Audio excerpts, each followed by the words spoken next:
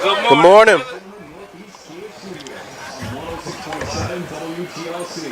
Good.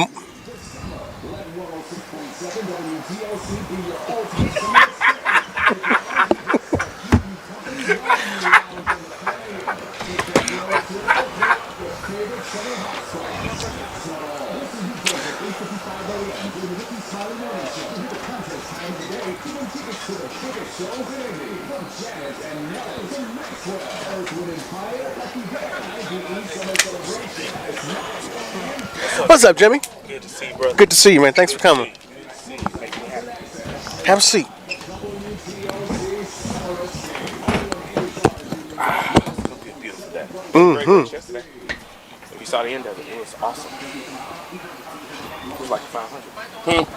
End of yesterday's race was like 500. Was it? Yep, it was incredible. It was actually incredible. The last 5 laps. You just watched the last 5 laps. It was good. How was the attendance for the 500? What was the final total? 320.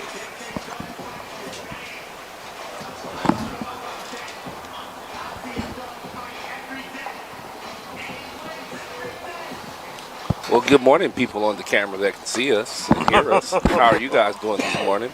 Hopefully you're doing great. I just came in and sitting on camera and show this morning. Hey, they let me have a microphone. Hey, mama. Good morning. Yeah, they gave me a mic and headphones. So I'm a cool guy. So y'all get to see us before we flip the switch. Got Jimmy over here. We're going to talk, have great conversations this morning. Waiting on Brandon. What the heck is Brandon doing in the studio?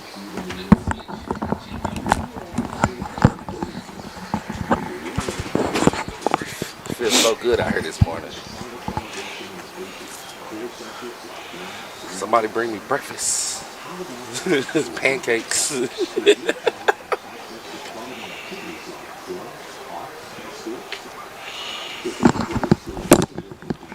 Colin. Look, everybody that's watching, I'm going to just go ahead and put y'all on game early. If you text 60796, Hey, what studio you and then in the message part, you put money, you can go ahead and start getting registered to win $500 Monday through Friday or $1,000 on Thursdays because April 1st, the Hot Money drop returns on Hot 100.9. August, that's what I say. Okay, so there's no way to do August it. 1st, I'm sorry, it's early in the morning. Other than My brain not even hot, up yet. But August 1st, you can win $500 or $1,000. It's going down. Get this money. Text money to 60796 because we're giving it away. It's not mine. I can't win it. So let's give it to you. Yeah, just play with us on TLC. Just text money to 60796. You can text it every day. When I hear the TLC ID, then you I'm got going to to listen go. to 8 a.m. Call somebody, up, tell you what time to TLC, listen, and then we call somebody's name. Then you got 10 minutes to call us. If you call us within 10 minutes, you win the bag. You call us at a minute 11 or later, you don't get no money. And then you got to try again the next day. So, with that being said, go ahead and text money to 60796 so you can get the free money from us because it's going down August 1st. We got you covered. The Hot Money drop. And then TLC got the cash something. I don't remember what it's called. But yeah, you can win a bunch of money with the stations because we hooking you up. Got it? Cool? Understand? All right. Good morning to each and every one of you as well.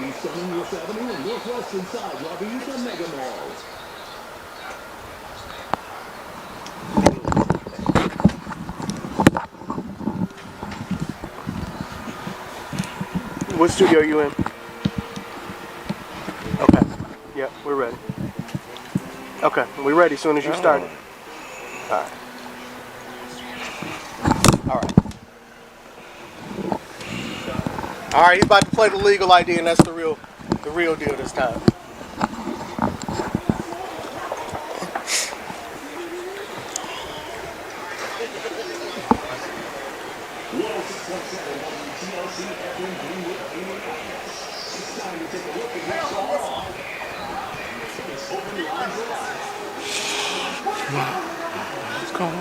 What's going on?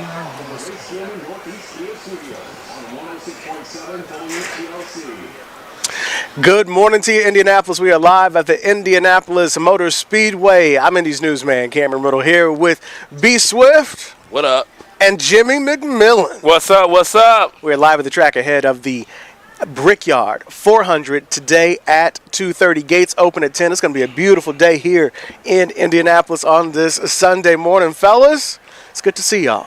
Good to see you too, brother. Good to see you too. It's a big day today, and one of the things that I wanted to talk about was something that I noticed when you come to the track. The Indianapolis 500 is obviously huge, one of the greatest spectacles in the world. The Brickyard 400 and everything else that happens at the track throughout the year are all their own little cities once it all jumps off. And one of the things that I'm always like, there was a lot of business and a lot of money to be made out here at the track. How does one get involved with that? How do you get your business? How do you become a vendor? That's one of the things I want to talk about today. But in addition to that, people coming out, just being a spectator. Jimmy, in your time here, you have been actively trying to increase how many people come to the track. You've been successful. How successful have you been? Well, it's been absolutely incredible. This year alone, we've invited over 16,000 new and diverse fans to the track this weekend. We're working with over 100 organizations to bring out over 5,000 new fans. Many of them have already been out here this weekend. A lot are coming out here today as we celebrate the 30th anniversary of the Brickyard on the Oval. This is how I fell in love with the track, coming out through NASCAR and seeing the cars and hearing the sounds. It's loud, it's powerful, and we're on the Oval again. And it's just bringing people out and getting them engaged and getting them excited about what we do. But of course, what's important is we don't want people to just come out as fans. We want people to benefit from what is a mega business here in the state and around the country and the opportunities that all exist out here. Swift, you've been coming to the track. I mean, you've been coming to the track for years, but in the past couple of years, you kind of moved in, especially during the 500. Now. Like during May and during July, it's become home. Like I feel like I've become a part of the family. Like it's something I look forward to doing now. He is part of the family. I love it, man. It makes me so proud as a black man to come and see you guys at the base of the pagoda. It gets me excited for the weekend, excited to wake up in the morning, because it's the experience I want everybody to have, that this is for us. And to have you all here, to have Cam and B Swift, have Swift, I go on my Facebook channel and there's Swift. He's in the two-sitter, there's Swift. He's in the stands, and he's talking to our folks and giving the same message and reinforcing the same message that I have. Racing is not something that's a white folks thing. Mm-hmm. It's a thing that's, if you like cars, if you like music, if you like art, if you like food, if you like having a good time, this is the place for you. And most importantly, it's a place where business is conducted. Mm-hmm. If you're not here, the people that you work for and work with are here, mm-hmm. and they are talking about business issues in these suites and in these pavilions and in these hospitality spaces. And you need to come out here and be a part of that, because you want to make the same money or more than they're making.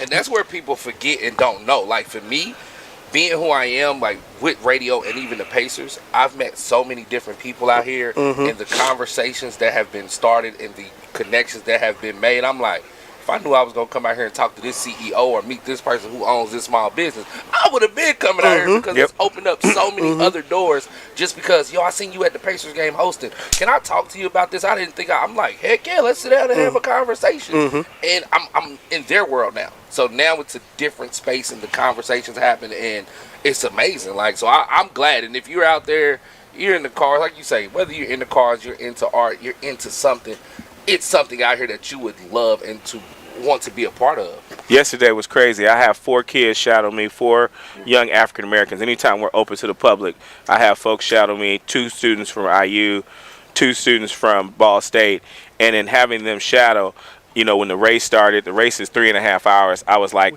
they came in when the gates open at 10, and I'm like, hey, you guys don't have to stay for the whole race.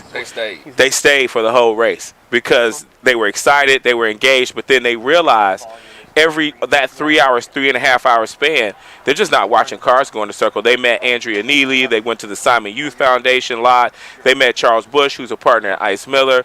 They met Jay Harrison, who's the CEO of AE. So they're going around and they're meeting these powerful people, and they're like, before long, the race is over. Yeah. Right? But in that middle of all that time and space and gap, they're out interacting with all of the powerful people who are here, and I'm like, get their number, follow up, follow up, follow up. These are the people that are going to help you get the internship. These are the people that are going to help you get your first job.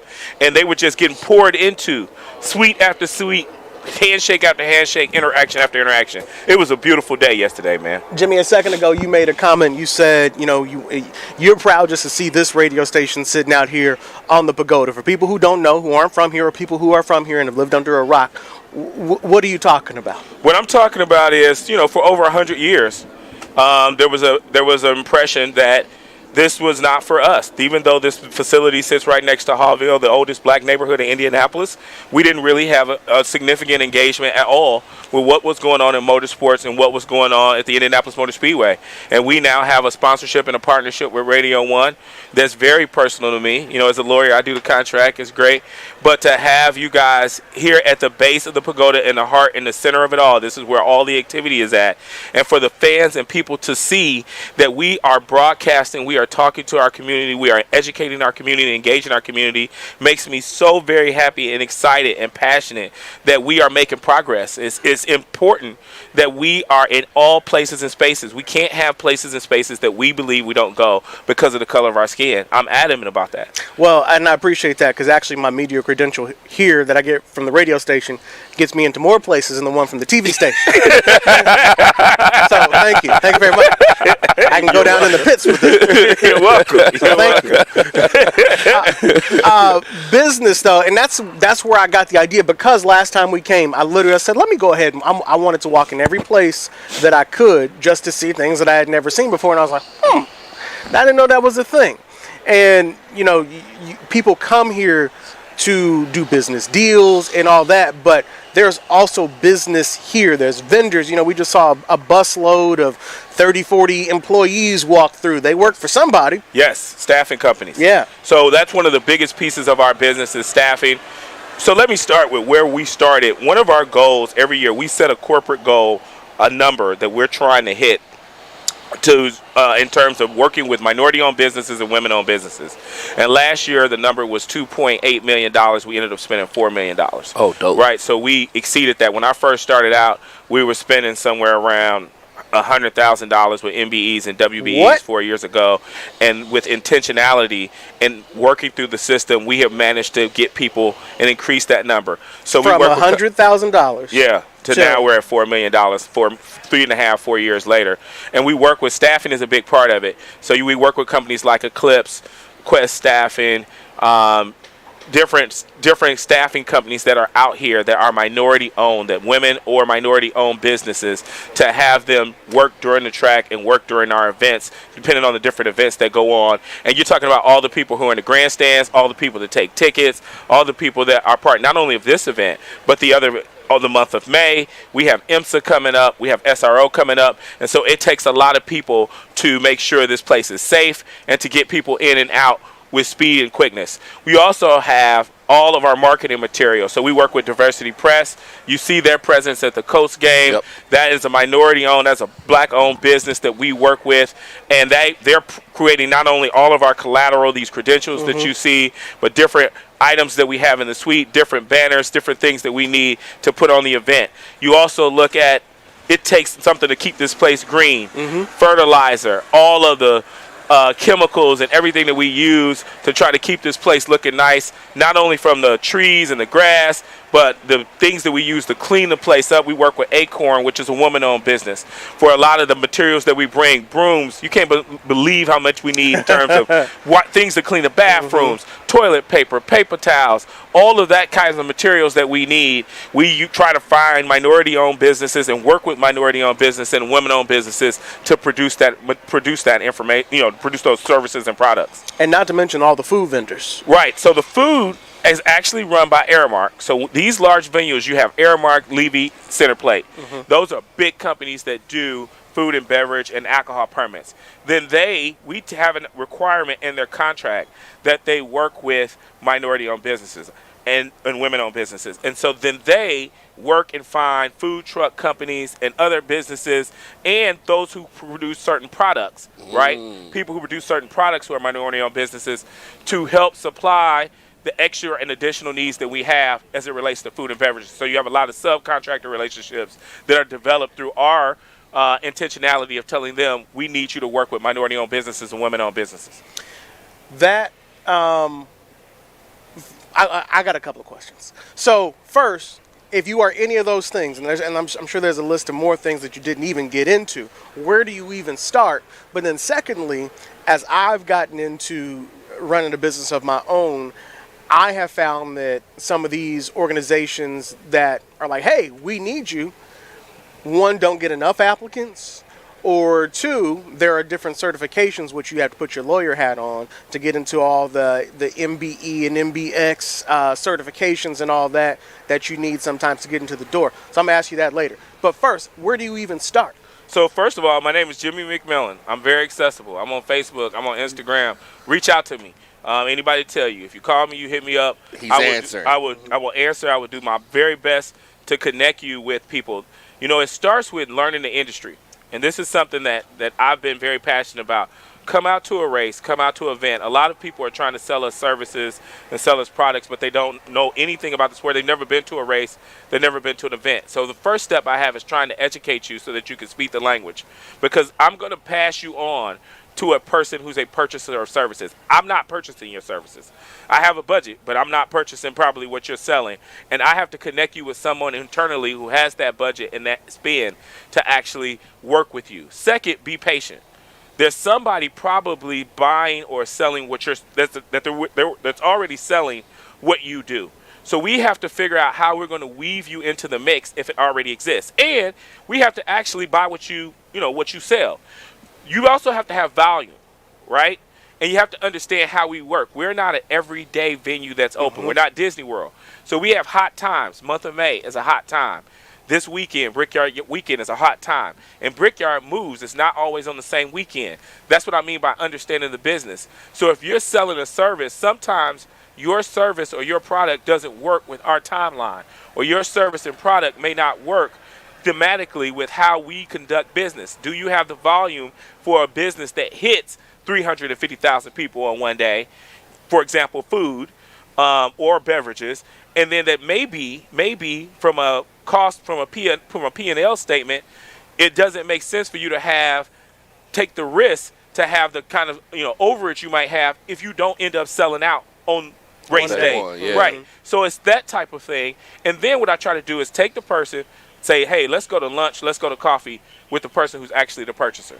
It may take 2 or 3 or 4 lunches and breakfasts before that person says, okay, I figured out a small opportunity to give this person a shot. That's how it worked with Diversity Press. We brought them out to their facility. You have to be ready for the opportunity. And realize, too, hey, if I can't get you in here, I have very close relationships with the Colts, the Pacers, the Indians. There are people who get frustrated way too quick. Working a business relationship is just that. It's planting a seed and then watering it and watching it grow. And I understand everybody wants to get on and get down and get the bag right now. They want to snap their fingers and say, hey, I'm ready. I'm ready to be a social media. I'm ready to do your social media. I'm ready to do your internet market. I'm ready. Okay, we got somebody doing it right now. Let me try to introduce you and build a relationship and get you weaved in. And at some point, I commit to you, I'm doing my very best, and a lot of us are out here doing our very best to make sure you get on. Now, the Indy 500 is usually always at the end of the May 25th, 27th, something like that. May 1st is not the day to come ask you, hey, what you got? No. Come talk to me now. And like I said, it's developing that relationship, and we undervalue that. We undervalue the fact that, I tell people all the time, I have a breakfast every day. I have a lunch every day. Sometimes I have 2. I'm constantly in the business and have been that way for a while of sitting down, breaking bread, get to know people, get to know what their needs are, right? Learning their needs before you try to sell them something and trying to figure out, okay, can I meet those needs? Do I understand the players? Do I understand the people out of here? A lot of the people who provide services for us, Dex Imaging. So I'll tell you how this really works. We get a lot of services for pretty much free, or people provide them as part of our sponsorship because they do business with Roger Penske, who owns the track. If you know those Penske trucks, Penske car dealerships, they do business with Roger for his truck company. They do business with Roger for his automotive company. So consider this part of the relationship of the business in that they're like paying tithes to the church, right? So if you have cars, for example, where Chevrolet gives us cars, Chevrolet is a sponsor of the track. Those Tahoes that you see with the logos going on, we get new ones. Executives, we all get new cars every year. Those cars are given to us as part of our Chevy sponsorship, right? And it's the same thing with Dex Media. We're sitting here looking at the Dex Media Center. We get printers and we get printing materials and stuff like that from Dex Media because Dex Media is engaged with Penske Corp on a broader basis in terms of their trucking company and their automotive group. And thing after thing after thing, we have people who give us things just because they want to use the Wing and Wheel logo and they want to broadcast that they're the official sponsor of the Indianapolis Motor Speedway, right? They want that connection. They want those IP rights. Absolutely. So a lot of times when you're coming to sell us something, we don't need it because we already have a partner, a large partner, who's saying, hey, we will give you this to in-kind. The word is in-kind. We'll give you in-kind goods or in-kind services if you allow us to be recognized as an official sponsor.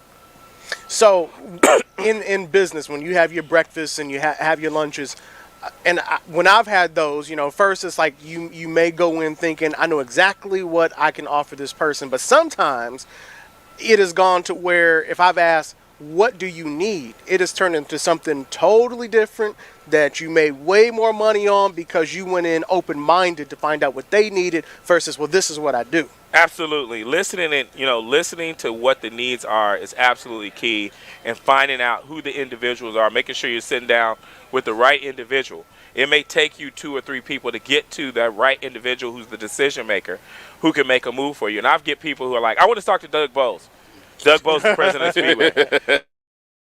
Can you give me a sit-down meeting with Doug Bowles? Well, Doug may not be the right person to make the decision, even though he's the president of the track, and he's great and he's awesome. Doug doesn't make all the decisions about where we purchase things. He can't possibly do that, right? So there may be somebody down the line. I also tell our folks, don't be intimidated if the ultimate decision maker is a white male. We've got to be confident from beginning to end. If you're confident in your services and you're confident in your product, be confident no matter who's on the other side of that table. Believe in yourself and believe that you have a competitive product. Know your product and services. We have a couple of people out here who are selling products and services, but really they are what I would call a pass-through supplier. And you need to know whether you're competitive in the marketplace, right? Is my pricing right? When I'm sitting here saying I'm going to charge X or Y, how does that relate to the other companies that are out there? And I've actually had to go to some suppliers and say, look, your bid and your price is coming in 2 and 3 times higher than everyone else who they're doing business with. And they're like, man, you're the first person to tell me that. Most of the time they won't tell me what the bids are. I was like, I'm going to tell you. I'm going to tell you. Now, we're going to work, but I think it's something behind that, right? And we've got to communicate with one another. Also, be open to constructive criticism. That's a big one. That's the big one. Be open to constructive criticism. Now, I may piss some people off. I don't mean to. But if I didn't have to say it, we all wouldn't be saying it. We're talking to our people. You've got to return phone calls. You've got to check your email. You've got to check your text messages. You've got to be responsive. You've got to deliver.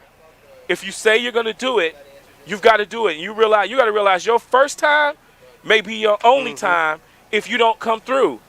And I can't save you, and we can't save everybody. Facts. If you don't do what you say you're going to do. And that's whether you're catering the lunch or whether you're coming out here and you're providing, a team. One of the great things that we've done for organizations, we have a program just like most tracks where if you're an organization, you can come out, a nonprofit organization, you come out and do what's called ecology. Those are people who clean up after the event, and we pay them per person, and organizations walk out of here with $10,000, $15,000, and $20,000. We've engaged a lot more organizations and nonprofit organizations from our community to participate in that. We tell folks, be on time, make sure your folks are ready. You're going to always have a certain amount of fall off, but this is a great opportunity for you to make money for your organization and walk out with a check that's going to bring back, that we're putting money back in the community as well. But you got to be accountable. Well, it's like I'm just going to pick everybody up like a Sunday school bus. Come on, we got to be here at 8 in the morning. Can't let you be late, because if we late, we're going to mess the money up. Absolutely. Jimmy, when people are sitting down and they want to know about those bids, what is the best way to find out? I mean, some people are open about it, like, this is our budget. Do you ask, well, what is your budget for doing X, Y, and Z? Or what do you want? I mean, how do you ask that question? Because people are always afraid that they are going to price themselves too low or too high. That's a great question. I think, for starters, get a mentor. If you run a business, don't feel like you have to do your business by yourself. You need to get somebody who's in the industry, somebody who's done what you've done, and you need to be in an association or some sort of pool of people who are doing what you're doing so you can get a feel for the industry, right? There's so much information on the internet. There's so much information on Google. And if you're selling a product or service, you should be talking to other people about their prices. Second, when you sit down with somebody as part of that relationship building process, conversation one probably is not the one to go, so how much are you paying? Right. How much you want to pay? Okay, I'm going to charge you $5 cheaper. $5 cheaper. That's probably not going to get you there, right? You should be talking to your current customers. I hope we are not your first customer, which I have had that encounter where people say, I'm just trying to get you in the door. I know that you're cool. Can you get me in the door? The Indianapolis Motor Speedway is probably not going to be comfortable being your first customer. So I'm hoping you've had customers in the past and that you are getting feedback from your customers about what your pricing, your ability to provide services, whether they're happy or not. You're not just sending them invoices. They're getting paid, so you're just like, oh, I guess everything's cool. I'm not going, no news is good news. Right. Don't do that. Second, I would say you build a relationship first, talking to that person about who you are, who are they, find out who they are behind the job. Kids, wife. Now, obviously, we don't all have suites and taking people out on boats and yachts and what some of these companies do. Some of these companies do a lot of hospitality-type services to get the business. I mean, super catering. Diversity Press has a coat suite now. Oh, wow. Right? And they invite clients out. But he didn't start there. It starts with, let me take you out to coffee. Let me take you out to lunch.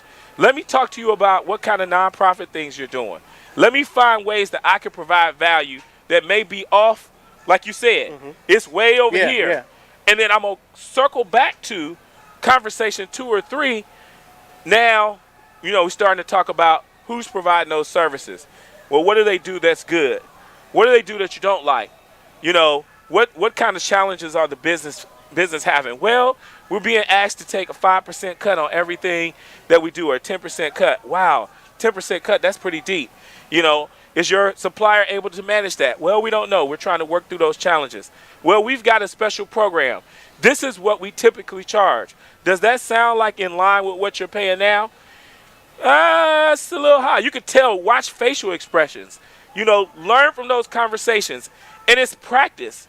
Having practice selling your services even to people who may not be able to buy them, but they can give you feedback on what you're doing well and what you're not doing well. Just like I tell people to practice on business interviews and job interviews, you should practice with people in the business world in corporate America on selling your services, even to people who can't buy it, and they can give you feedback on, I wouldn't say that, or I would say that, or I might tweak it. What does your deck look like?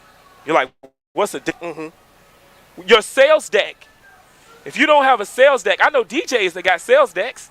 Right? There's definitely. Because I want to know, even if it's a 1-page or a 2-page sales deck, that's something easy for me to transfer to the person who I want you to meet with.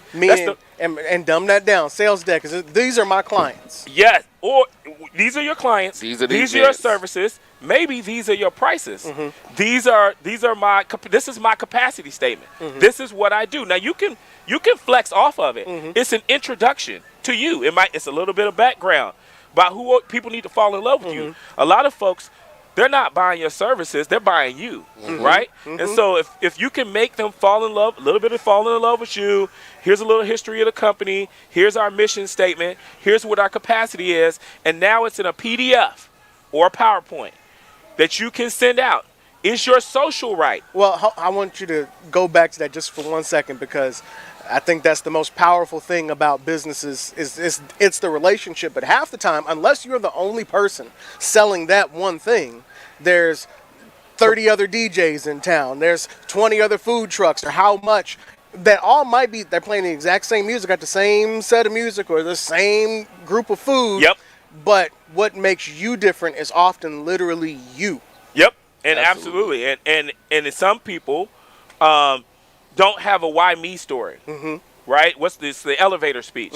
What's that? When you shake my hand, I understand who you are, what you sell, and why, and you do that same handshake everywhere you go. One of my challenges, when I was at Barnes and Thornburg, I had to sell legal services. I was at a large firm, and I was what's called a litigator, where there's 1 million people who sell litigation services throughout the country in the different law firms.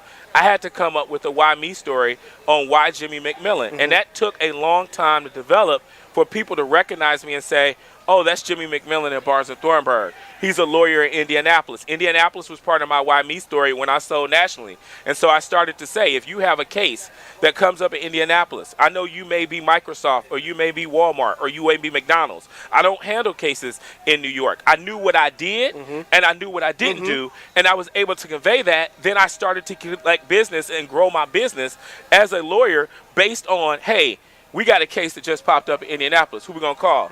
Call Jimmy. Jimmy, Indianapolis. And the two became synonymous when it came to law.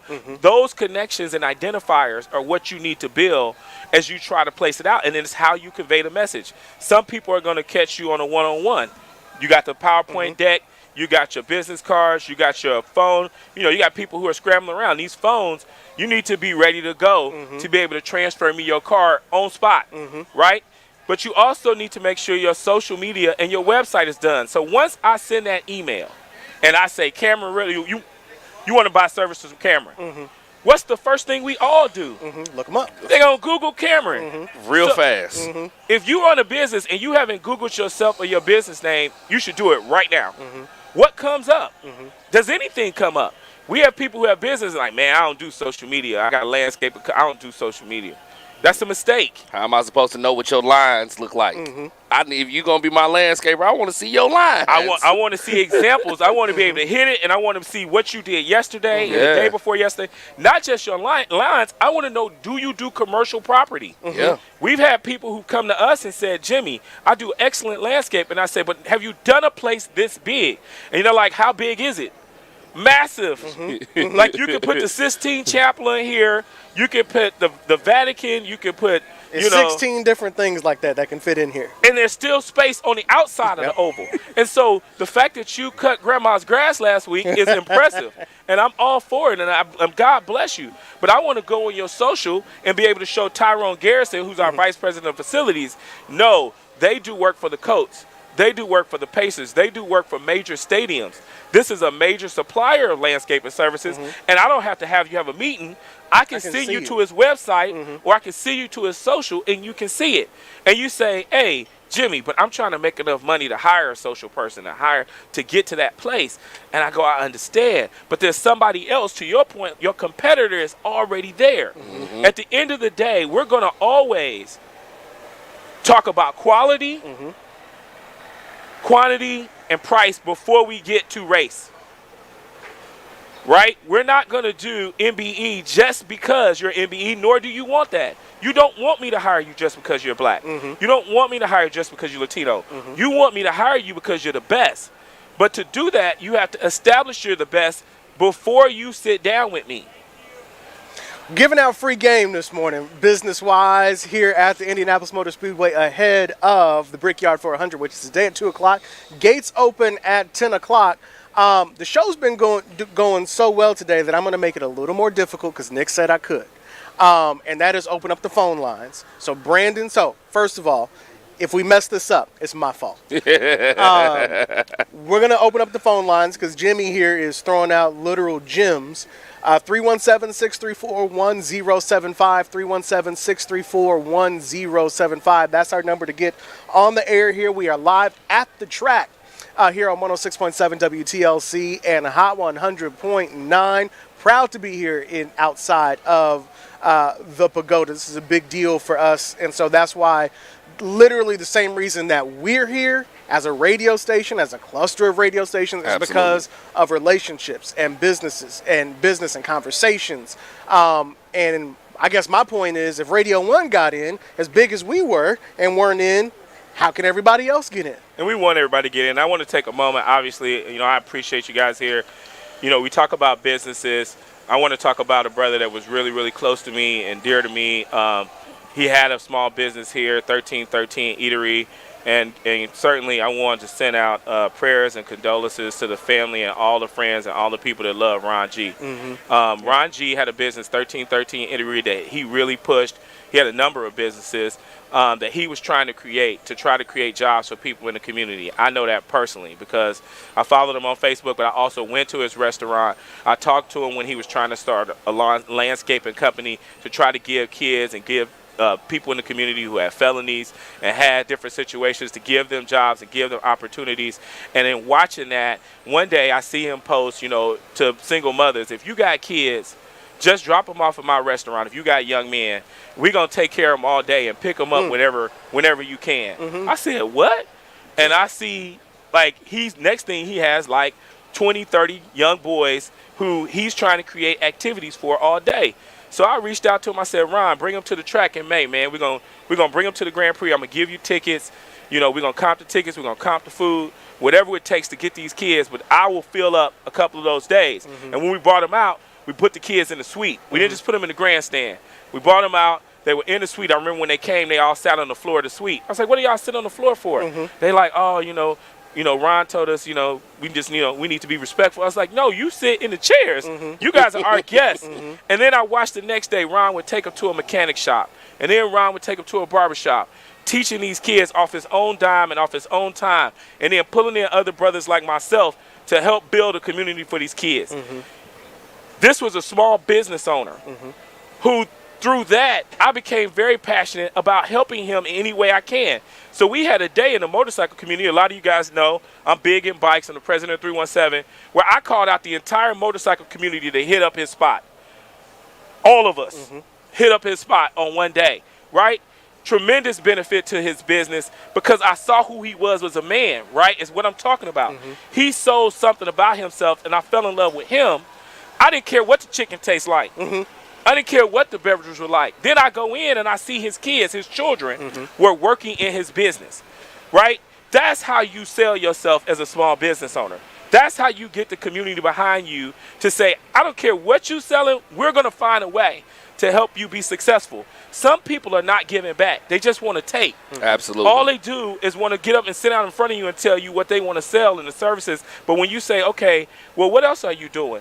You have to understand, if you come to me, anybody that knows me knows my passion is developing, growing, inspiring, and pushing our youth and our people in our community. So if you're not doing that, and all you want to do is come to me and talk about what you want from me, you're going to fall flat if somebody else is coming to me and they're saying, hey, before I hit you with that, let me tell you about this internship program I got. Let me tell you about this, this program I have to develop these kids. That's going to be a winner for me.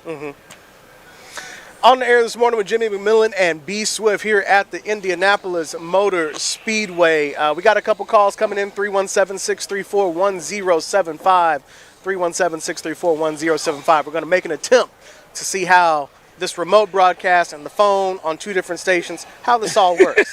So it could just be simple, and I could have just been like, no, we won't take calls, but let's see what happens. Be daring. Yeah, because I'm interested to see how this works out right now, right? Especially in a station that's new to us anyway. We're not going to get crowd strike, though. I hope no. I hope We're not going to get crowd strike. Folks still recovering from that. Look, the funniest thing is everybody's like, the BMV didn't work. Y'all know y'all wasn't trying to pay for that. The BMV was shut down. Y'all was hoping y'all license plates automatically got renewed. But you know what? They've hit everything except the student loan office. Oh, nah. That ain't going to happen. They never seem to hit the Great Lakes Borrowing Services that sends me an email every month. My student loans got taken care of. Mine did too. Thanks to the current administration. Man, shout out to them. Listen, I got that email. I did a backflip. I got the email too, but I didn't make the final. I made the finals. It say zero. I said, whoa. They were never getting the money anyway. People have never been quiet. People have never been quieter about their bills getting paid off. Ain't nobody posting that on Facebook. Everybody just like quiet as a church mouse.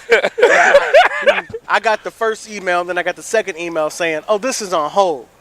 Oh, Oh, So, yeah. Yeah.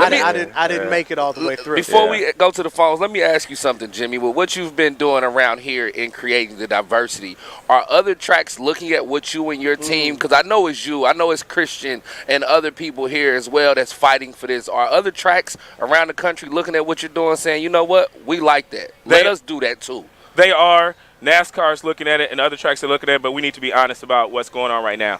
We are in a very troubling time in terms of DEI initiatives are being pulled back. Absolutely. If you went on CNN yesterday or day before yesterday, you would have seen an article about John Deere ended all of his DEI initiatives, all of his social programming. Microsoft, I believe, has now pulled or eliminated a lot of its DEI positions. And so because of the current climate and the attack on wokeness that we saw started, being quite blunt from DeSantis and others in the Republican Party, we now see a drastic pullback on DEI that's not just about sexual orientation and transgender, but certainly is about race. And people are saying, I'm tired of it. I don't want to hear about that anymore. You also see what's happened with the Supreme Court and the affirmative action decision, which has ended affirmative action in higher education. And we are hearing numbers that are absolutely abysmal in terms of African-American enrollment across universities. I've actually formally requested that the IBJ, the Indianapolis Business Journal, and the Indy Star do some sort of article or expose on Indiana University, Purdue University, and the other universities to find out what is our African-American enrollment now. What has been the impact of not considering race in enrollment and admissions now? Some of the things that they've done is they tried to move to, family income, family salary. Well, what that means is you have more rural, you do have low-income rural white students who will qualify for things that used to apply to students of color. And so scholarships are being affected across the board.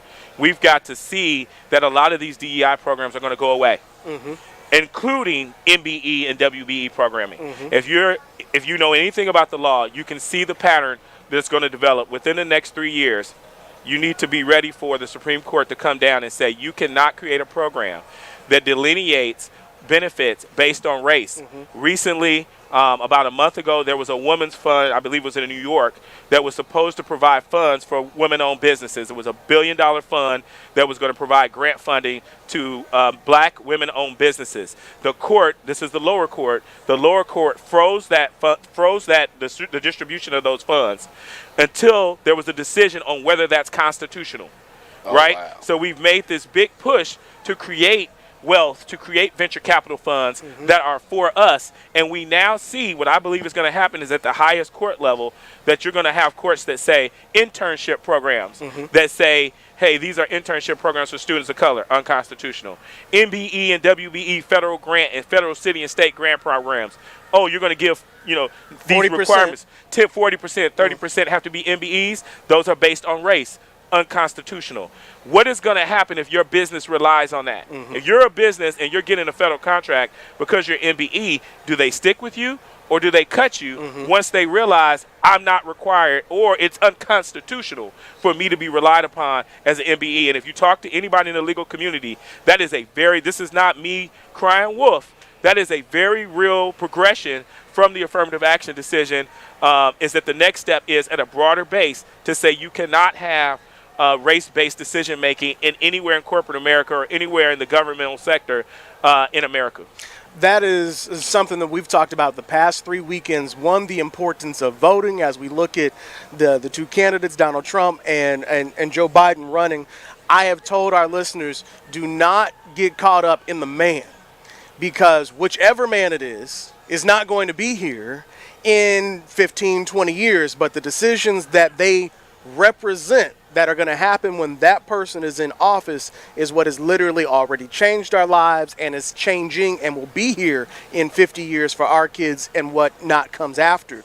And so the same thing you're talking about, these Supreme Court decisions are happening because one candidate was in office versus the other. And so this is what I've been telling people. Don't get caught up in the man. The appointments have already been made. The Supreme Court appointees are lifetime appointments. Correct. Federal court appointments are lifetime appointments. And those happen because of which president gets in. And once they're in, the president is gone. The Supreme Court appointee, the federal court appointee, they're still there. And they're there for a lifetime. And the decisions that they're made absolutely have an impact on you. If you find it harder for your little young black boy or brown girl to get in school than they were 2 or 3 years ago. That is an absolute result of the Supreme Court decision. That is having an impact on families today. If they can get in, but the money is not available that used to be available, those funds that were put there to try to right a wrong that existed in this country for years in terms of people's availability to get into school as a result of racism and slavery, there now is apparently an acceptance that we don't need that anymore. The world is equal.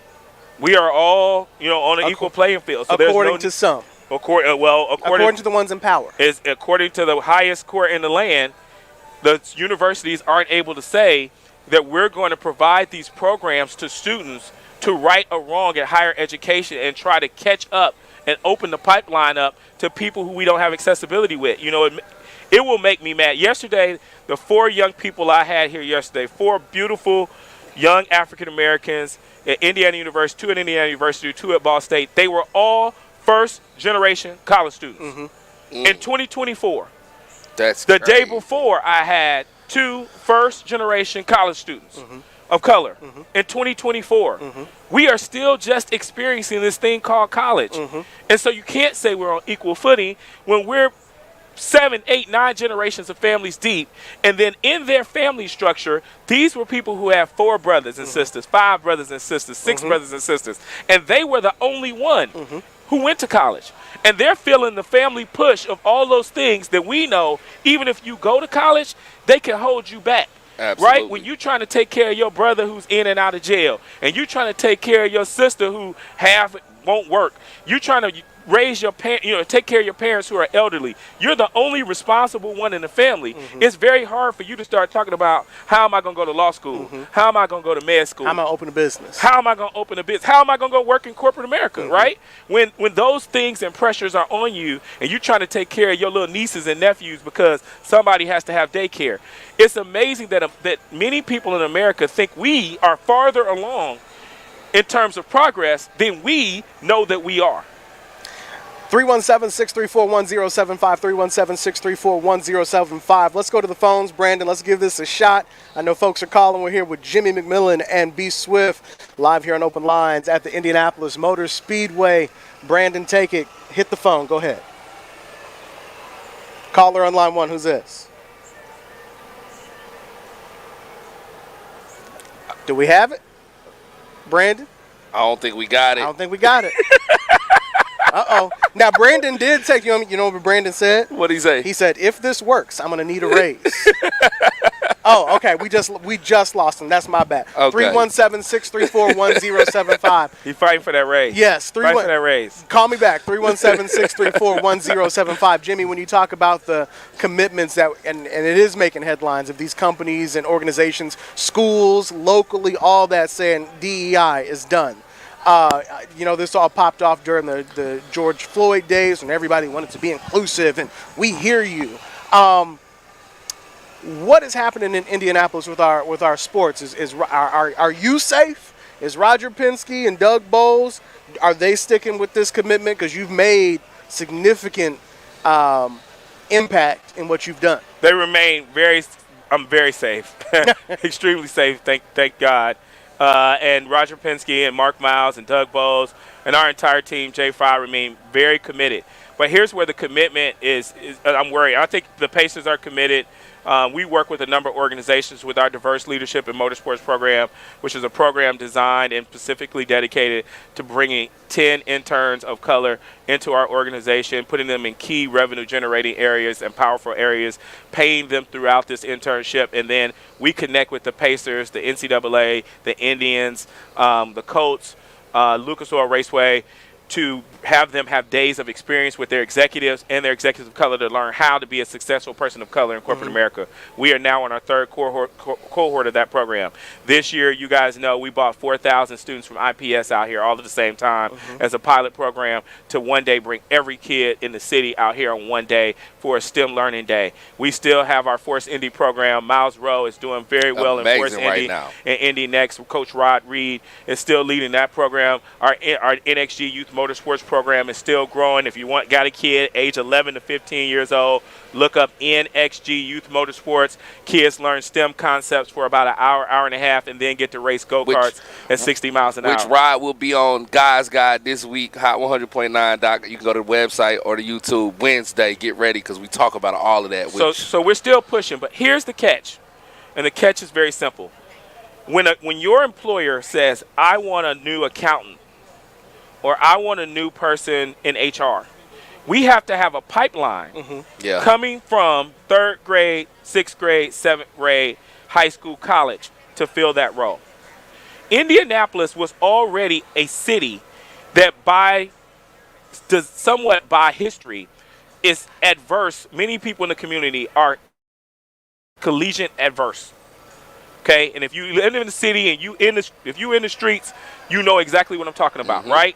This is a city that some people feel like if you say I want to go to college, you're lazy, right? You need to go get a job. You need to go work in the factory. You need to go drive a truck. You need to go work, right? This is from our eras of the 60s and 70s and all the mills and people were making money, and that's how Hallville was built, right?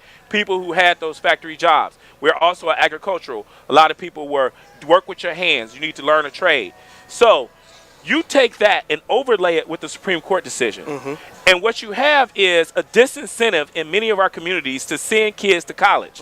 All I need is an excuse of why I can't afford to send you or you can't get in. And now we're not pipelining people to fill those jobs in corporate America, to fill those jobs in sports that require you to have a college degree. You know, there's nothing wrong with a trade. I love people that can fix my air conditioner. I love people that can fix a car. I love people that can build things and design things. But we have to have people who can also do those functions like marketing, accounting, logistics, law, medicine. We have to have people in those spaces and places too, because many times, to our point, we need people on the inside of the entity to hire those entrepreneurs on the outside. And so if we don't get people pipelined on the inside, you can have the greatest plumbing company, ever, whatever, but you don't have to connect to get you hired. And I'm concerned that what has happened at the university level, if that extrapolates up, when I believe that's going to extrapolate up, we're not going to have the pipeline that we need, even for those well-meaning and well-intentioned DEI companies that say we want to have more diversity. One of the things that we talk about all the time let me hold you right there. Let me try to go back to the phones again real quick. Great. All right, let's try it again, Brandon. All right, caller on line 1. Oh, actually, lines are full. They're all full. Okay, let's start with line 1. Caller on line 1. Who's this? Hello? Is it ringing? Hold on. All right, Brandon. There look like we got some sound. Hey, who's this? You're live on the air. Hey, Larry, good morning.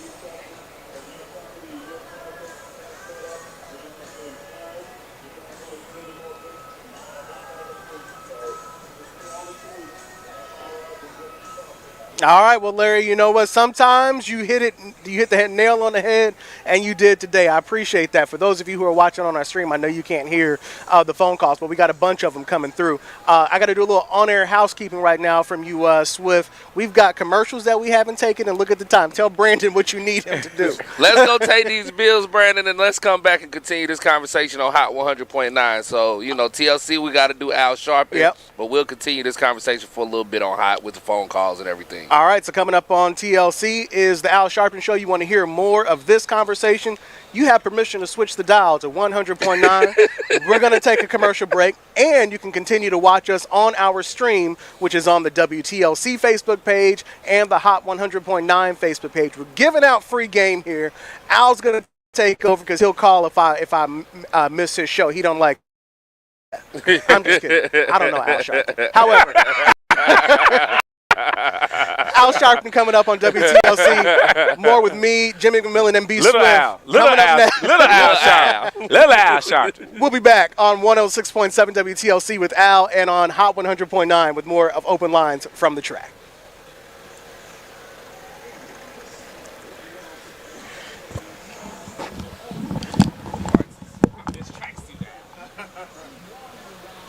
Al and Rand, they didn't all turn against Biden, man. They tell you they're going to try to run Kamala. Well, she going to get her ass. Nobody, as I pointed out, I said no.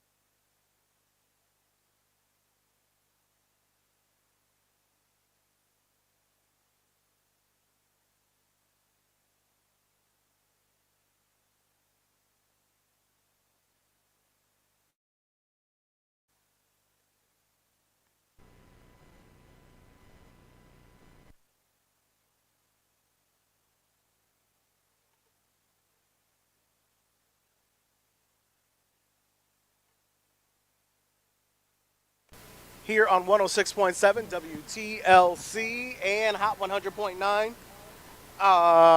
Live ahead of the Brickyard 400, which is today at 2 o'clock. Gates open here in about an hour. It's a later start than it is for the Indianapolis 500, but all morning long we've been on the air talking to you about businesses, giving free game on how to get in here as a business owner, become a vendor. This city, especially on this track, I should say, especially on the day of the Indianapolis 500, becomes one of the largest cities in the state of Indiana. Thousands of people are here who are being guests, who are members of the media, who are with the race teams, who are race car drivers, who are business folks who are bringing their clients here. And there's a lot of opportunity. This is the land of opportunity. And the point of today's show has been to point out that for a lot of people, this is an untapped land of opportunity. And we have a person who can help get you in the door, help get you to those first steps to becoming a business that is tied to the Indianapolis Motor Speedway, be that the Indianapolis 500 or the Brickyard 400, so on and so forth. That person, whose name you need to know if you don't know, is Jimmy McMillan. And he's sitting next to me here as we are live on the stage here outside of the Pagoda ahead of today's race. Jimmy, thank you again for having us back here for another year. But also thank you for all of the information that you've been dropping on us on this first hour. We're getting a lot of good reviews on people just saying what you're saying has been super valuable. Well, it's been absolutely great, man. I want to help people, and I know there's a lot of folks in our community who are out there who are doing this work, who are trying to help and assist all of our entrepreneurs and business owners. I have a tremendous amount of respect for somebody who takes the risk and invests in themselves, and our job creators and our business creators, and are out here trying to put these jobs, to get their business launched and get it successful. It brings me great joy when we're able to hire and make those contracts and make those relationships, and I see those names on the list of MBE and WBE suppliers. And so anything I can do to help increase that or connect people with others who are trying to increase that, I'm totally dedicated to. We're going to attempt to do some more phone calls here on the Hot 100.9 side here in a few moments. No. Nick. Well, I think I can handle that because people have been calling, so I'll suffer through it. But guess what, Nick? As we do some on-air housekeeping, I don't remember the phone number on this side. I'm usually in the other studio. So I'm going to get the phone number for the hot side. So if you've been listening on WTLC, I gave you one phone number. We're switching stations, so there is a different phone number, which I will give to you in just a second because we've got some just some amazing information that Jimmy is getting. Jimmy, let me ask you, when what is the first step to getting in? Is it? I would say it's come to the track first as a guest. Well, and I would also say, it's doing your research about racing and motorsports in general and finding out does your product or service intersect with the track. I had to learn the history of the track. There are people who have grown up in this sport and in this industry, and I have not, right? I was a fan of Brickyard. I was a fan of the 500, but we have people who've come to this race for 50 years and 60 years. Mm-hmm. They live and breathe this sport. That shouldn't scare you because you can study and read up with anything that you want, and anytime you're going to have a client, you need to know that client's business and know their services. Let me jump in real quick, Jimmy. The phone number is 317-972-3021, 317-972-3021, 972-3021. That's our number here on the hot side to call us at the track, as you were saying. So, yeah, the first step to me is starting to do your online research, starting to gather your kind of facts to figure out, is there any sort of connection whatsoever that could be made? Even maybe finding out, is there someone who's already doing the service? Find out who's already maybe selling what you sell. I remember when we first kind of embarked on this post-George Floyd, post Breonna Taylor, there was this thought that we're going to engage MBEs and WBEs for new business. I like that. Like, there's going to be new business. The problem is there is no new business. Like, there's not 30% more new business in a company, right? What you have to do is you have to figure out your current services. Somebody who's already providing those services and been providing those services is going to get replaced. And when that happened, that's why we're at where we're at right now, right? Because nobody wants to get replaced, and they particularly don't want to be replaced in the name of diversity. So really, that's the truth of it. It's not that they don't want, such and such as black business to get in. It's that for them to get in, somebody else had to go. For them to get in, somebody else has to go. And you think about that in terms of businesses, but you also think about that in terms of jobs and opportunities. And it becomes less about race and more about relationship. If I like who I like, think about someone saying, I need you to switch your bank. I need you to switch your barber.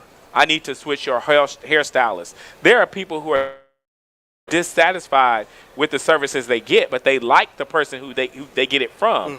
And so they're very resistant to switching. But imagine if you love the person who you get your services from. And now Jimmy McMillan or Tracy Ellis, who's at the Pacers, we walk in and say, hey, we have DEI goals. We want you to start working with MBEs and WBEs. Well, I like the person I'm working with. What are they selling? Well, they're selling, printed materials. They're selling security gate. Well, we like the people we're working with now. Matter of fact, they've always come through for us. They've always delivered on time. They've always, when we needed discounts, they gave us discounts. They know our business. And then add in, they took me to the Colts game. They took my kids to Disney World. We have this great relationship. Why would I want to make the switch?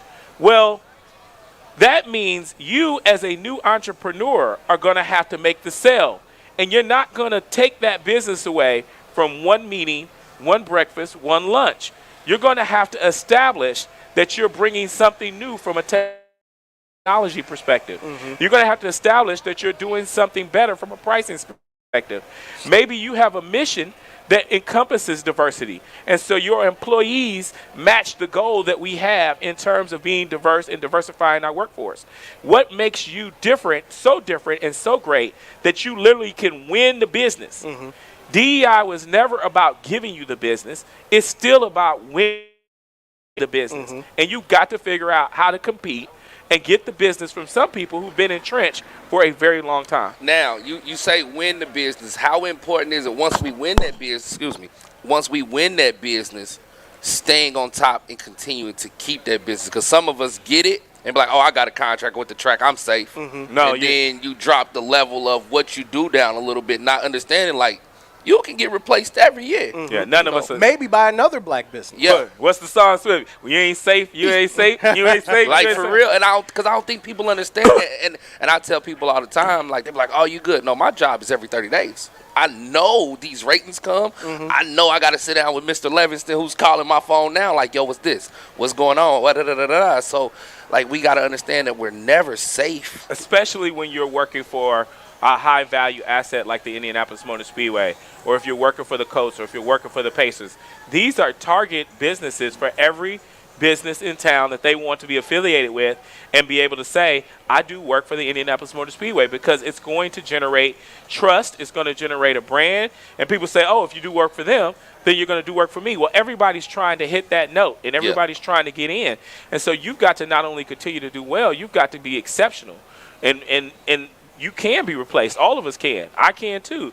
And so every day when people say, man, it looks like you never sleep, a lot of times I don't, because I'm constantly hungry for the next thing and the next opportunity, and I realize at any given time I can be replaced. All right, we're going to attempt to go to the phones because they're ringing on this side, 317-972-3021. 317-972-3021. Brandon, let's take the caller on line number 1. Hello, you're live on Open Lines. Who's this? Hey, Paul, I can hear you. Faintly, but I can hear you. There you go. Now I got you.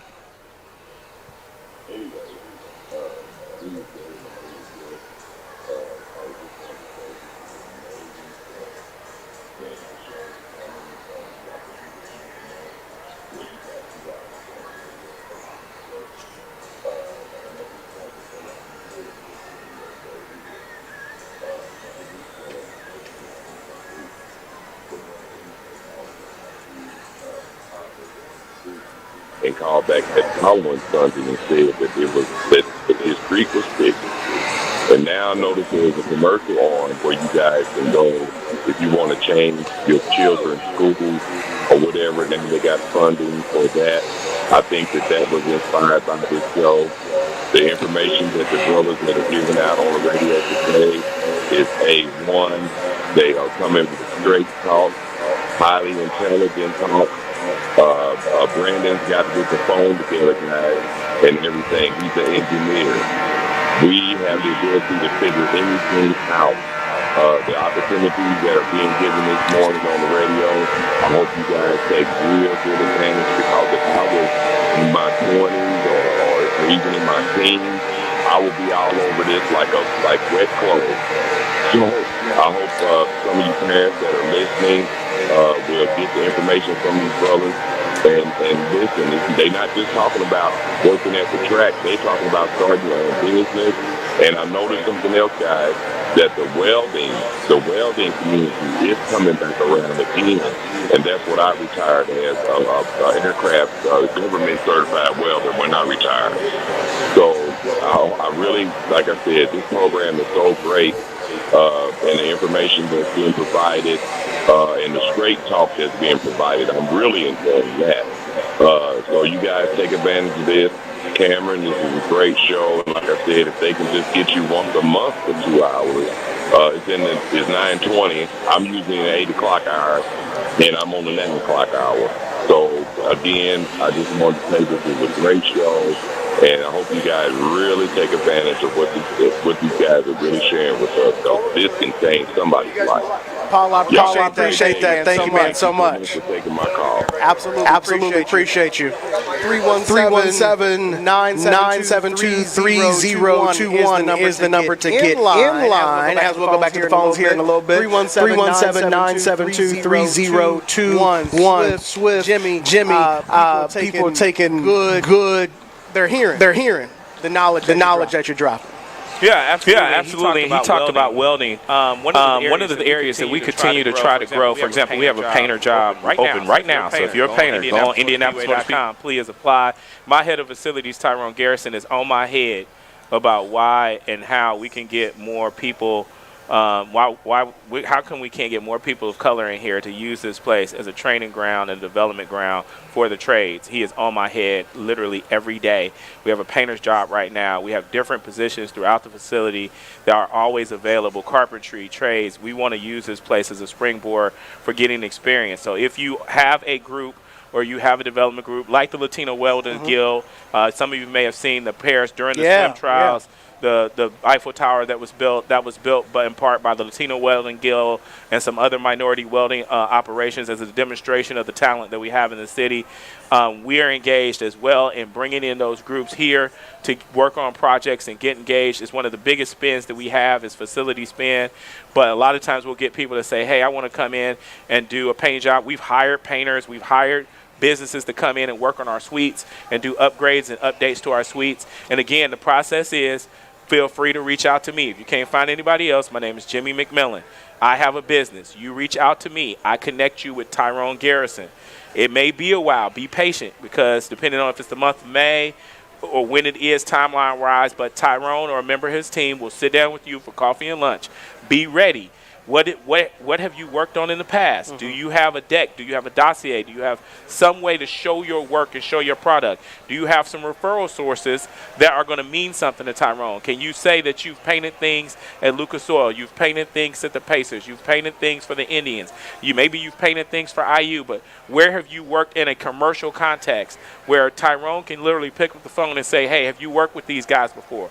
Marshawn Wally is a good person to know at Black Onyx. Person. Black Onyx is our partner that we go to figure out referrals for things like that. So sometimes when we need a concrete done, when we need an asphalt done, and I reached out to Marshawn. Marshawn's business model is we pay him a fee, and then he becomes a referral source for us to reach out to and say, do you know any MBEs that can do this work? And literally, Marshawn has a Rolodex of companies that he works with and says, I can vouch for this company if it exists. Sometimes Marshawn hasn't had anybody. We also, Daryl Johnson at the Minority Supplier Diversity Council. MSDC. That is it's actually a national organization, but they have a local base here. Daryl Johnson runs it.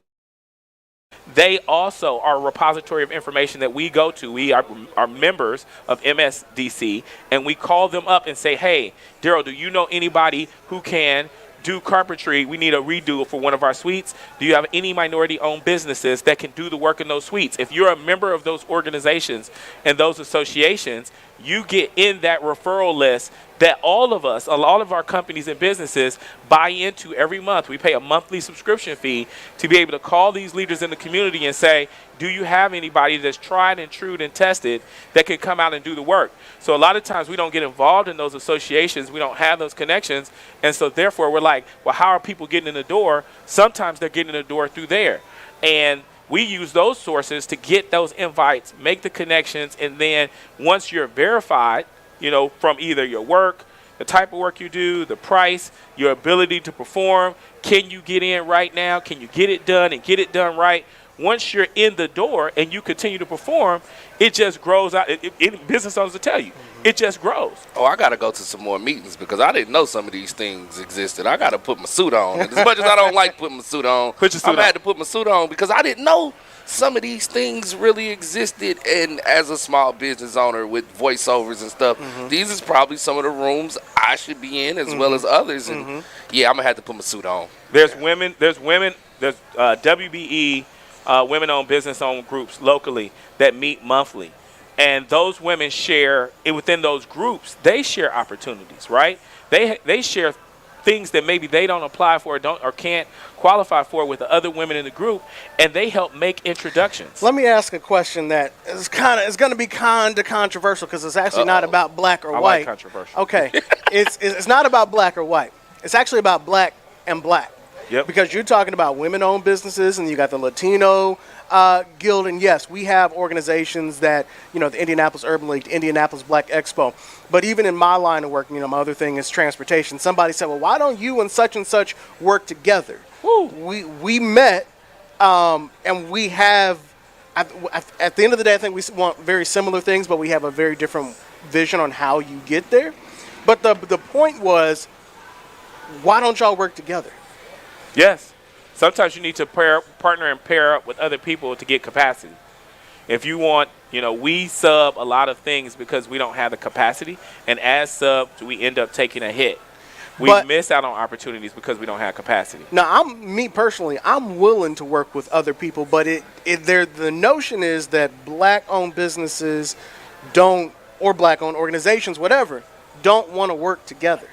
I don't know if that's absolutely true. I think we don't know each other. Yeah. Okay. I think the bigger problem is we don't know each other. I sat with these young folks yesterday, and they were talking about an organization that they formed at IU because they found that so many students will exist on campus for 4 years, and one black man will pass another black man and give him the head nod and never stop to know his name. 4 years of head nods and being in class, and you sitting on one side of the classroom and the other person sitting on the other side of the classroom and never feeling engaged to know each other. And I have a theory that goes back to slavery. I believe we have been trained since slavery to not get to know one another, to not collaborate, to not work with one another. And you take that forward and you go forward and you talk about every time you get 4 black men together, it's a gang. And you move forward and it's, you see 4 black brothers in any situation at Riverside Park on 38th Street, there's an instant kind of back in your head notion that, they must be up to something no good. They must be doing something bad, right? That is a stereotype that's been embedded in us that keeps us from unifying and come together on a business front. If we don't trust each other and we don't get to know each other because we somehow think that it's bad or I'm less than if I have to partner with or sit down with somebody or it's going to come out bad, then we can't grow and we can't develop. Partnerships happen all the time in business. And if we're not partnering, we're going to lose, right? How do we fix that? We've got to start being intentional, and it's hand-to-hand work of getting to know one another. You've got to know people. That's where these associations come in. Right. That's truly where sitting down with these associations, when you hear about people having conferences and panels, it's about putting your ego aside and admitting, I don't know everything. I'm not all knowing. I don't have all the connections I need. I need to listen. There's think type. I'm a part of a group called I-Team. It's led by a man named Thaddeus Rex. It is a think tank of CEOs across the state who come together and talk about how they can problem solve for their issues. Because guess what? They found out being a CEO is one of the loneliest things you can do, right? And so you've got to get with other CEOs from a mental health perspective, one.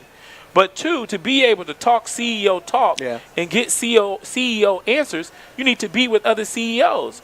I've been the president of the Indianapolis Bar Association. I'm on the board of the Indiana State Bar Association, the Indianapolis Bar Association, and the Bar Foundations because I need to be around other lawyers from other disciplines to learn how to be a better lawyer. And in that, I've developed relationships that have helped me grow and develop and be a better lawyer and get access to different things. And sometimes it's just when you don't know, being able to pick up the phone and call one of those counterparts on that board and say, hey, I got a situation. Right. And so if you're in a certain industry, it's one thing to compete in the business. But even when you're not competing, you may need to be collaborating. There may be some places where you're each other's competition. And there may be other places where you're each other's collaborative partner in terms of trying to grow to beat this other competitor, right? Are there? I know there are organizations, but which of our local organizations would you say, if you're a business owner, you really need to be in the room with such and such at this, monthly meeting, conference? Who's the who's who on that side? Definitely the Indy Chamber of Commerce. I'd strongly encourage you to be involved with the Indianapolis Chamber of Commerce because of the number of tentacles that they have out in the community and the ability to find kind of that top level information of what's going on, what's changing. You need to have a subscription to the Indianapolis Business Journal. Like, you should not have a business in this state and you're not reading the Indianapolis Business Journal because you're going to read about all the opportunities that are out there. If you're going to see it before it comes. Hit the ball before it comes. The Indianapolis Business Journal is going to put you in a place to do that. Certainly the MSDC, the Supplier Diversity Council you want to be a part of. You want to get to know the folks at Black Onyx. MSDC stands for? Multi-Supplier Diversity Council. Okay. And you want to get involved, get to know Marshawn and Black Onyx. You want to get, depending on what your specific industry is, there's different trades. For example, if you're in real estate, there are realtor associations of realtors. There's associations if you are in some sort of, if you're in medicine or something like that, there's associations for that. But you need to find, if you're in a specific field, you need to get into that association for that field to make sure that you're getting to know and subscribe for leadership. Become a leader in the organization, right? Actually go out and try to get speaking opportunities. Be visible. Be seen. Be seen for the right reasons that you're trying to advance others. When you're trying to help other people, the world is really about karma. What you put out, you get back. The love I get is because I really try to help people and I really try to put them on, and then people try to put me on. Sometimes it's just that simple. If you're just out there fighting for self, believe it or not, then you're going to be fighting by yourself. Facts. We're live here at the Indianapolis Motor Speedway ahead of the Brickyard 400 at 2:30 today. Gates open at 10 o'clock. I'm Cameron Ridle, sitting here with Jimmy McMillan and B. Swift as we talk about the different business opportunities that come with this massive facility that, as we talked about in the first hour, was not always a place that black people, brown people felt welcomed at or were welcomed at, or but so much of that has changed, and I don't mind being blunt and saying so much of it has changed since Jimmy has been here. That's Absolutely. literally why we are broadcasting from the Speedway. Out of all the years that I've been in radio, Swift, that you've been in radio, all the stations will be here in May. But us. And it's changed over the years from just having full access to this complete facility. And I do mean full. Like, listen, I did a two-seater. And it probably was the scariest thing in my brain walking up to get into that car. But now I'm like, well, I did it in the Indy car. Can we do it in the NASCAR? Hold on, what's going on? I want to do it again because it was so fun. And just to have that opportunity to be able to go tell some of my friends, like, bro, sitting in the Indy car, going, and we did the street course. So next year I want to do the actual oval. I want to see what that feels like. That's what, when I, like Jeff Teague and them did it after me, and they was like, bro, we did the oval. Like, it was amazing. So I'm like, It's the I G-force. need that. Like, you know what I mean? But I never thought that was an opportunity for me unless, you know what I mean? Like, I knew it was around. I knew it was a paid cost, but I never knew how. But to do it now and be able to go tell my friends because they seen my video, that's the first thing like. Well, what was it like? Because I haven't done it. So, it's a scary situation because all you think of is you got to put this tracksuit on, you put this on, and your nerves is going. What's going to happen? How fast is this car going to go? So when I'm sitting there, I get claustrophobia sometimes. So I jump in the car is a tight fit, like instantly. I slap my visor down, dude, like, don't do that. Put it back up until I tell you. So you take off, bro, you can't move. You're literally there. And again, we're a street course. So you feel every turn. Luckily, I got with Connor daily. As soon as I seen Connor was my driver, I felt a lot better. Let me say that. Shout out to Connor. But you feel every turn, every acceleration, every braking. And then when you get out, I had the jitters for like 2 minutes. My body was shaking because the car went. I drive fast. We all drive fast when we on the highway sometimes. But that was a different type of fast. And I would tell anybody, if you can experience, do it. Like, I don't know what it feels like jumping out of a plane. But I feel like it has to be some type of correlation and it goes together. Like, and then to do it, me being me, a black man, like, and there's not a lot of black us that's behind these wheels, especially in the IndyCar side of it. Oh, bro, like it was one of those ones. And again, I tell anybody, come see it, come and experience it. So how did that compare to an airplane taking off? Oh, it's a complete different feeling. Completely different feeling. Okay. Completely different feeling. Like, tremendously. Sign up for the BMW driving experience. That's been the most fun I've had on track. I've raced cars here and done some fun stuff here. It's extremely dangerous, and I realized that if I die, I'm only getting workers' comp. And you probably would have only got workers' comp. Absolutely, if that. But sign up for the BMW driving experience. It's an event that happens here. They have about 6 weeks that they do BMW driving experience. It's the closest thing I've had to actual racing. They put you in a 7 Series BMW, among other things, but they put you in a 7 Series BMW on the track, and you're going at actual speed, and you're racing side by side with 4 other people, and there's somebody in your ear going, faster, faster, faster, push harder, hit the brakes, hit the brakes, hit the brakes, and you're slamming on the brakes as hard as you can to get the car to stop, turning, and you're like battling, and it, like you feel your heart jumping out your chest, you're sweating profusely, and you're going lap after lap after lap, and you're hearing the tire squeal like you are really running it, and you're trying to hold the car in line. That, if you want the experience of being out here on the road course, that's what it's like. On the oval, I have told myself that I won't do a car on the oval again because you're in a Camaro, that's rear-wheel drive. If it breaks, the back end will slide into the wall, right? So I've done it on my motorcycle. I've done 186 miles an hour on a motorcycle, a bunch of laps. It's cool because it's light, and you can break it down, right? You can kick it down and you can stop it. So I've done 186. I think my wife has done like 167. We've got it cracking. But on a car, it's a whole different thing because of the weight.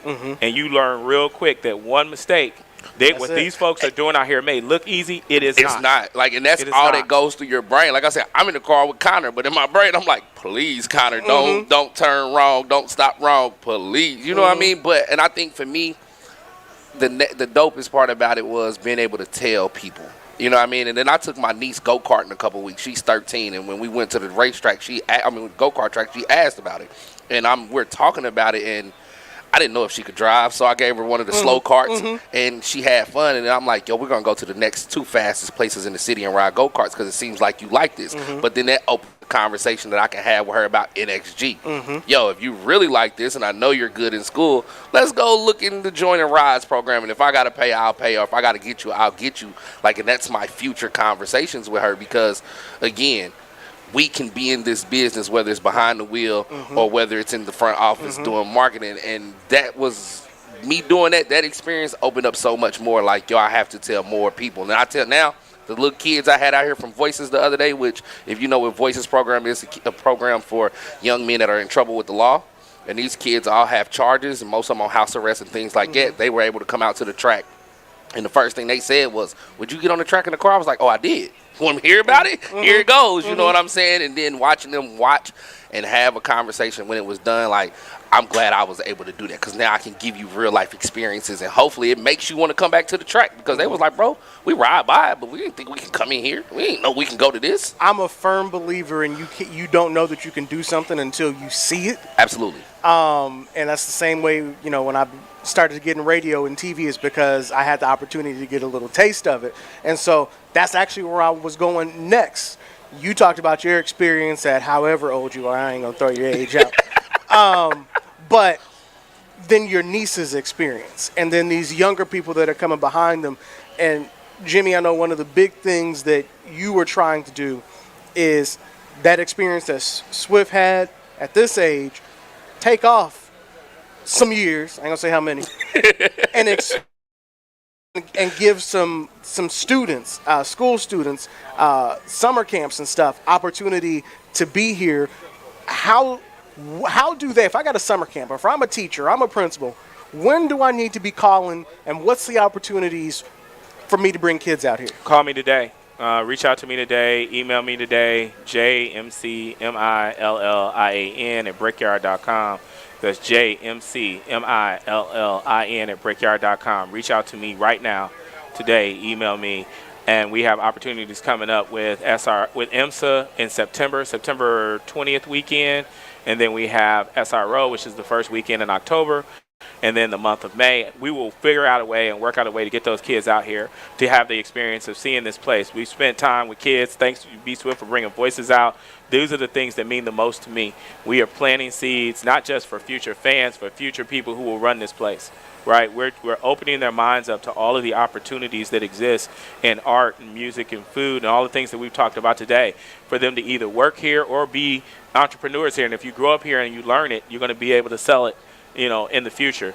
So many opportunities with the teams. Engineering still remains a problem for us to get the number of folks that we would like to see working as engineers on these complex race teams, when we know kids like cars, but they got to be able to come out and see it and see themselves doing it and believe in it. So reach out to me by email, jmcmillian at brickyard, brickyard.com, and I will accommodate you. We will figure out a way to get you and your kids here. If I can feed them, I can feed them. I can't feed all the groups, but I have fed some groups. I have a budget. A lot of DEI people don't have budget. I got a budget.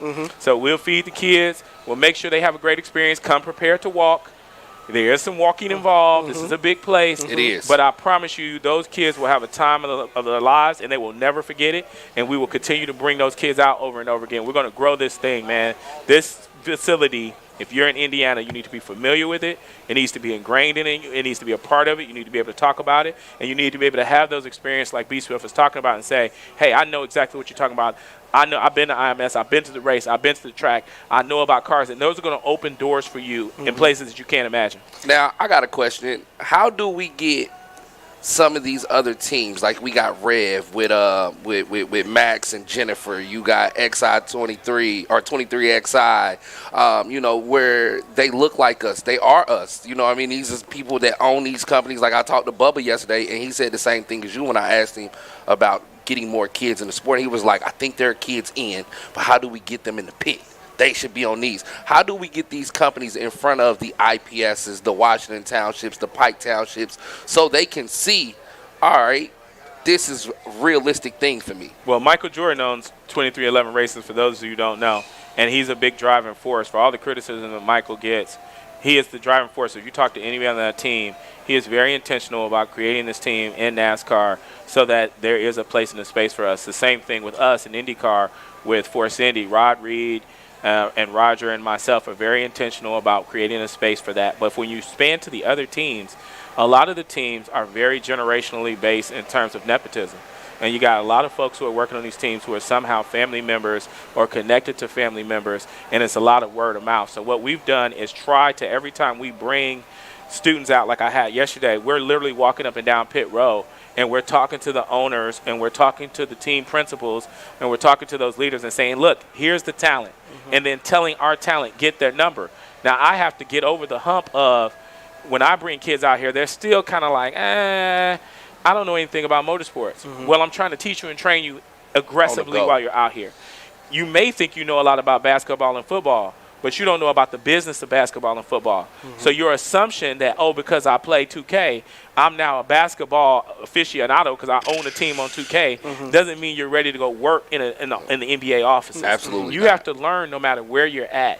And so we're out here actually trying to make those introductions. We're trying to connect different universities that have high-speed motorsports programs, HBCUs. We're making actual introductions and connections with those team principals and saying, what do you need in terms of skills that you're not seeing? And trying to match up those skills so that we can get people on teams. Rev Racing, Max Siegel, if you don't know who Max is, he's the head of USA Track and Field. But before that, he was the president of Dale Earnhardt Incorporated. He's actually bringing his foundation to the city. Some of you may know where the Mustang Ranch is over there on MLK. He bought the Mustang Ranch, and he's going to create a program that he's working on right now for kids to come in and learn how to do like engine building and stuff like that. So that's going to be significant right there, based in our community, right there on MLK. Huge. Max has had Rev Racing. That's Bubba Wallace is a project of Rev Racing. Daniel Suarez is a product of Rev Racing. Max has done a lot to try to create those pipelines, not just on track, but in the engineering field.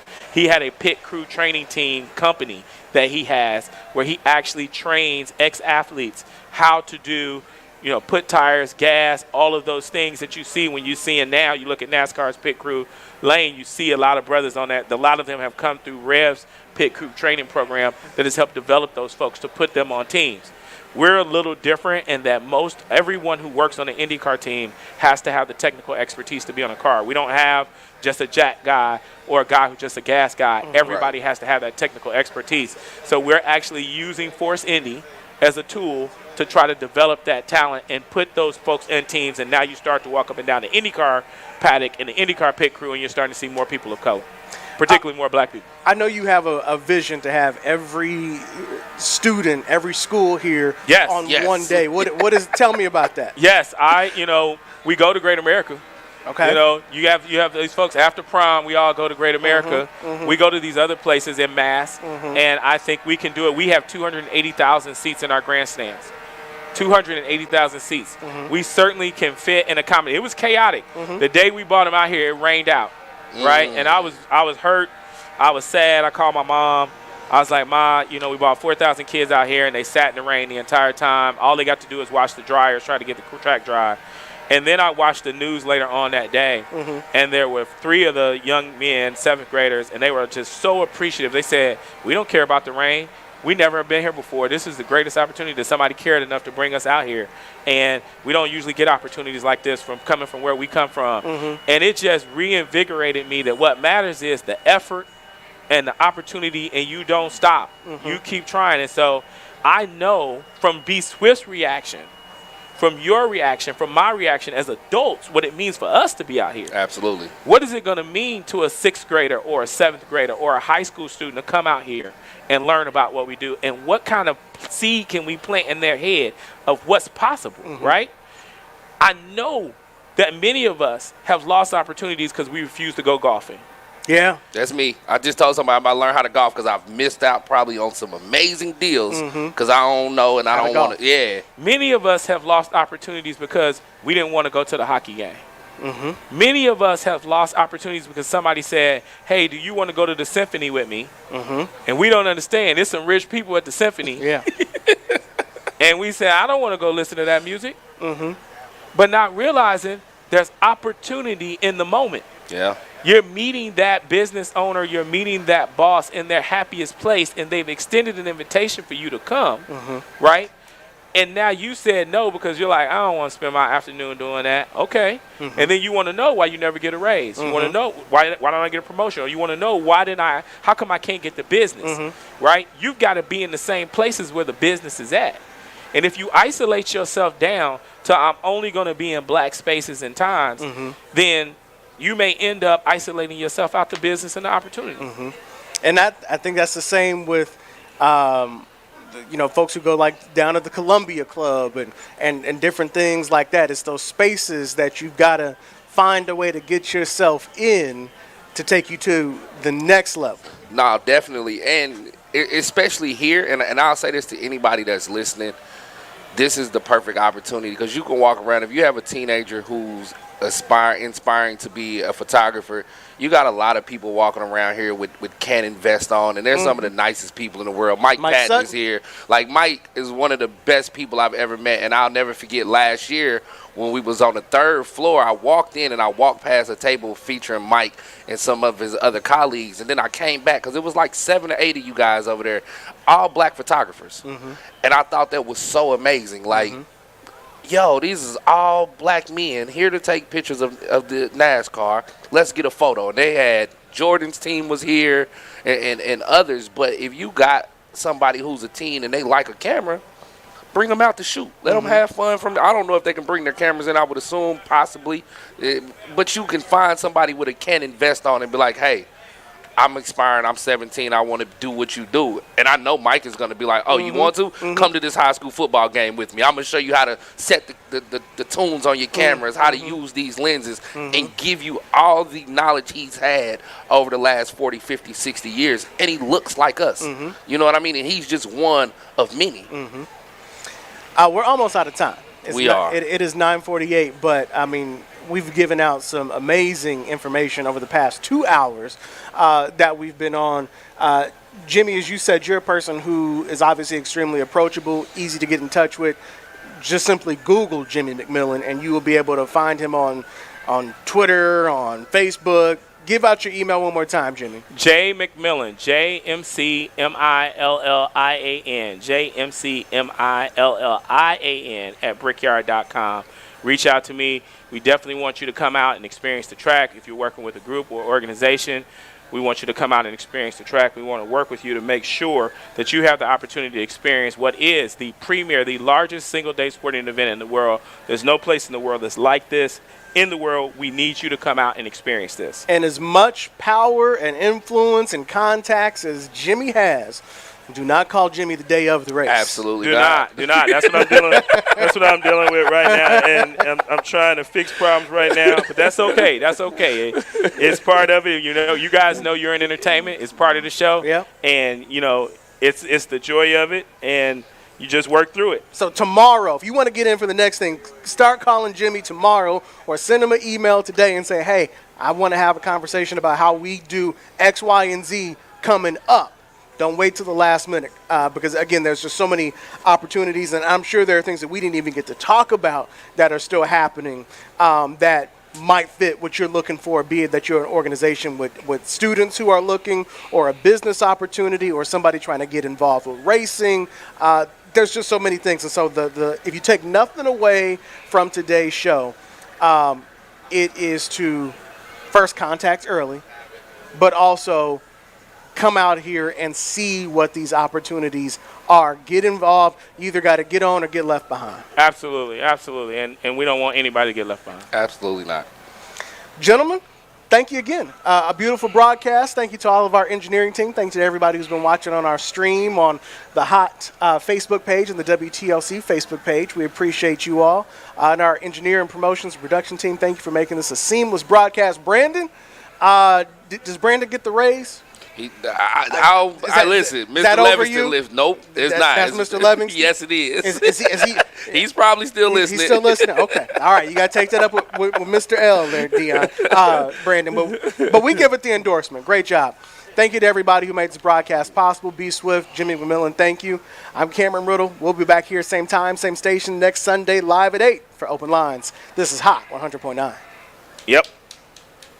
Thank you, guys. Light me up this morning. Where are my tickets? Where are my tickets? You said somebody just lazy. You said. You told me.